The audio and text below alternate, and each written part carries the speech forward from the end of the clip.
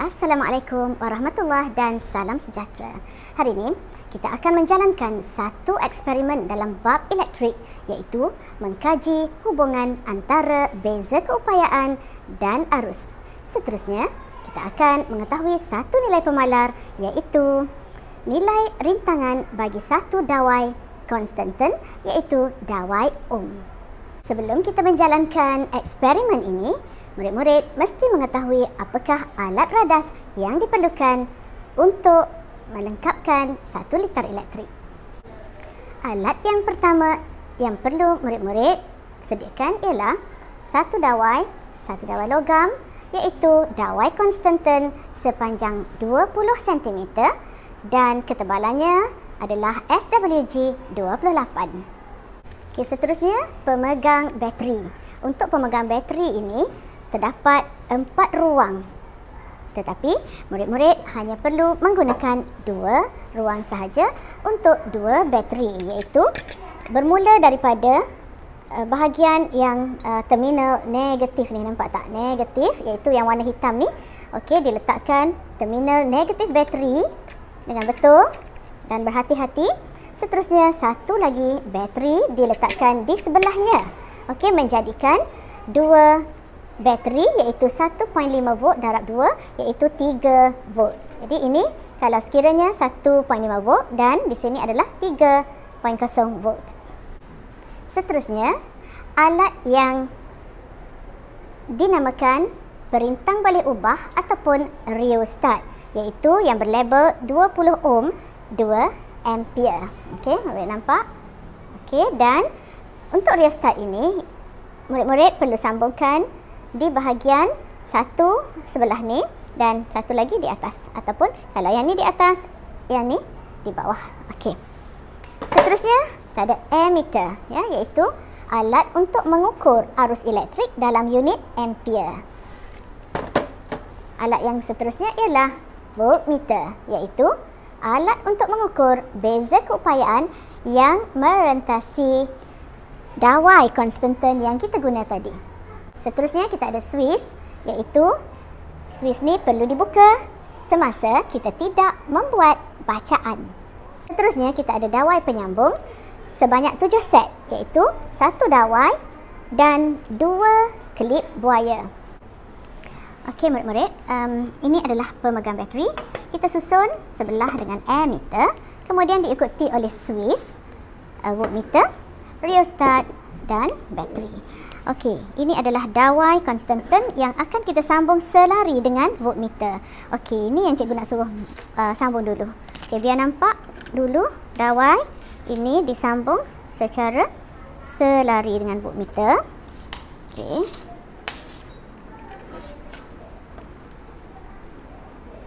Untuk mudah kita ingatlah, ni dulu masuk tu buat yang ni.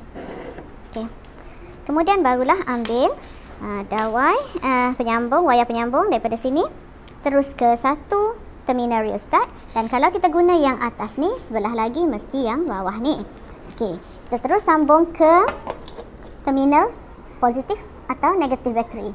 Okey, kalau kita letakkan bateri macam ni, iaitu negatif di sebelah spring ni, okey, bermakna kita menggunakan 2 bateri, iaitu kita seharusnya ambil satu lagi wayar di terminal ini, bukan yang ini. Okey, yang ini wajib dah sebab itu adalah negatif. Okey, seterusnya kita sambung yang terminal positif ini, iaitu bernilai 3 volt, okey, ke ammeter secara sesiri. Dan ambil wayar, dawai penyambung ini, wayar penyambung ini daripada ammeter terus ke Swiss. Okey, Swiss ni jangan bimbang sebab dia tidak ada terminal. Tak kira lah positif negatif, tak kisah. Cuma ammeter dan voltmeter saja yang berkait dengan terminal ataupun kutub. Okey, kemudian seterusnya sambung ini daripada Swiss terus kepada dawai konstanten ni. Okey, nampak tak dawai penyambung jadi macam ni. Okey, inilah yang kita nak tengok. Okey, sekarang bila siap semua, kita buka Swiss. Okey, dan didapati bahawa ammeter ada bacaan positif tetapi voltmeter negatif. Jadi kita boleh tukar kutub ni supaya menjadikan voltmeter ada bacaan positif. Okey, untuk bacaan yang pertama, ya, kita akan lihat bacaan yang ditunjukkan oleh emitter tak sampai 0.2 seperti yang dicadangkan untuk bacaan pertama.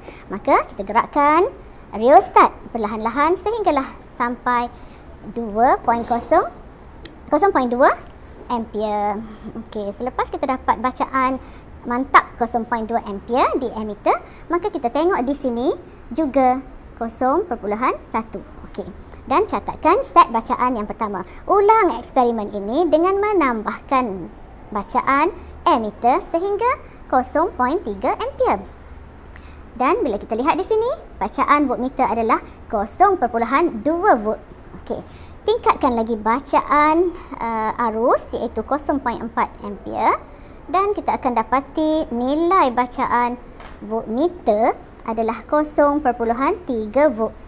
Okey, dan kita boleh tingkatkan lagi 0.5 ampere sehingga kita capai nilai bacaan beza keupayaan adalah 0.5 volt. Dan akhir sekali 0.6 ampere arus dan bacaan voltmeter juga adalah 0.6 volt. Daripada data ini, murid-murid mesti masukkan set data ke dalam jadual data dan seterusnya mengira bacaan voltmeter bahagi dengan bacaan arus untuk mendapatkan nilai rintangan dawai konstanten ini. Seharusnya murid-murid dapat nisbah yang menghasilkan nilai yang sama bagi 5 set data itu. Jika sekiranya murid-murid mendapat nilai yang tidak sama, it's okay sebab nilai ini berada dalam julat, ya, julat rintangan. Contohnya ada yang dapat 1.3, 1.2, 1.33. Okey, it's okay. Kita proceed, ya. Okey, jangan panik. Okey, seterusnya murid-murid perlu memplotkan graf V melawan I. Okey, selamat mencuba. Okey, langkah pertama, mula-mula sekali pasang voltmeter. Ambil 2 wayar penyambung, terus sambung ke dawai konstanten.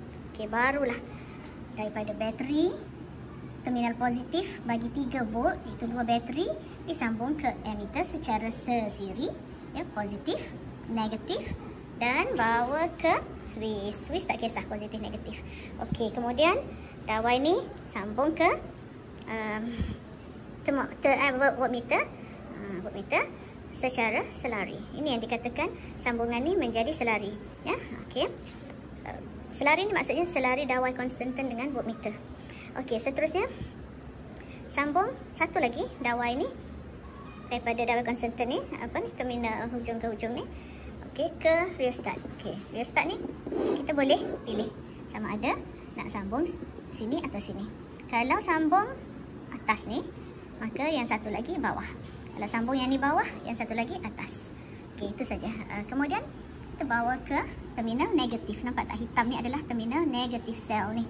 Okey, sampai sini kita barulah buka apa ni? Buka switch. Okey, didapati bahawa bacaan maksimum untuk emitter 0.6, tapi kita nak baca ikut bacaan yang kecil dahulu, maka kita laraskan rheostat ini. Kenapa laraskan rheostat ni? Rheostat ni adalah untuk mengawal arus. Okey, tengok cikgu laraskan rheostat ni ke belakang sehingga mencapai nilai minimum 0.2. Okey, seterusnya kita tengok bacaan voltmeter secara ralat paralat, iaitu tidak mata kita mestilah berserenjang dengan skala alat pengukur bagi emitter dan voltmeter. Okey, seterusnya kita tambahkan lagi nilai arus, okey, ke sana, ya, ke sana.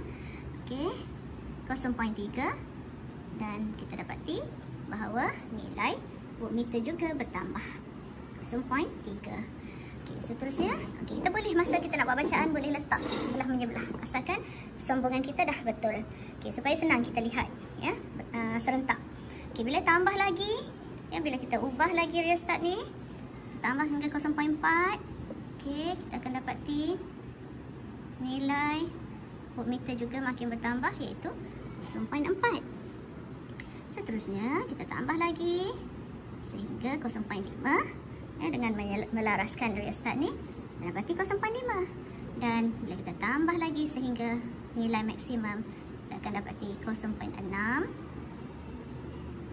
iaitu bacaan voltmeter pun 0.6. Okey, daripada dua nilai ini kita create dua kolom iaitu I dan V sebagai bacaan jadual data kita. Okey, daripada jadual data tersebut kita plotkan satu graf V melawan I, dan V melawan I sebenarnya kecerunan graf itu. Graf akan diperolehi graf garis lurus dan kecerunan graf mewakili rintangan. Okey, jika sekiranya kita menambahkan panjang dawai ini daripada 20 cm kepada 40 cm, apakah yang kamu ramalkan berlaku kepada kecerunan graf? Tadi kita kata kecerunan graf merupakan hasil bahagi V lawan I, bahagi V lawan I, V bahagi I iaitu R.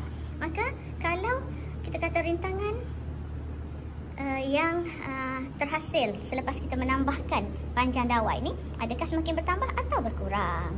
Okey, kita ingat faktor panjang dawai mempengaruhi rintangan.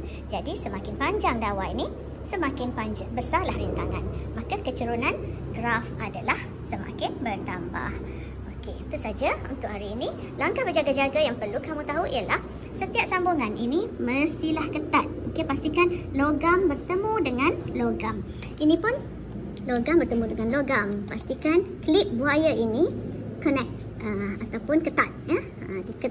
Diapit ketat, bukan diapit di sini dan ataupun tidak menyentuh logam kat dalam ni. Okey, kita mesti buka sehinggakan, ya, penutup ni sehingga boleh masuk satu klip buaya. Okey, pastikan semua bahagian yang bersambung ini adalah ketat. Okey, kalau tak ketat tidak akan ada bacaan apa-apa pun, sama ada ammeter atau voltmeter. Kalau tak ada bacaan, jangan panik, cek semua sambungan, barulah dikatakan litar lengkap.